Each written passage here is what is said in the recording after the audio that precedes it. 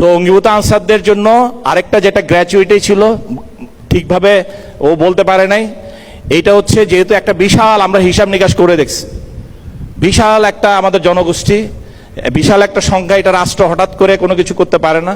আমরা দেখছি যে যদি আমাদের যারা বর্তমানে আছে তারা যদি 20 বছর 30 বছর চাকরি করে, আমাদের এই পার্টিসিপেটরি মানে সবাই, আমরা সরকারও দিবে, ব্যক্তিও দিবে, আমাদের ওয়েলফেয়ার ট্রাস্টও দিবে, দিয়ে একটা আমরা হিসাব করে দেখছি যে সেটাতে সে যাওয়ার সময় একটা হ্যান্ডসাম ভালো একটা অ্যামাউন্টের, যার 10 বছরের পর থেকে একটা হ্যান্ডসাম অ্যামাউন্ট পাবে। যে যারা এখনই যাবে তাদের জন্য আমরা ওইটাও প্রস্তাব দিচ্ছি গভর্নমেন্টকে, যে একটা অ্যাটলিস্ট ন্যূনতম একদম খালি হাতে না, একটা কিছু একটা দেওয়া যায় কিনা সেটারও প্রস্তাবনা দিয়ে আমরা প্রতি বছরের একটা আর্থিক বাজেটারি যে আছে, যেটা 100 কোটি টাকার উপরে চলে আসে এক বছরে, 100 কোটি টাকার উপরে এই শুধু এই খাতে সরকারকে দিতে হবে।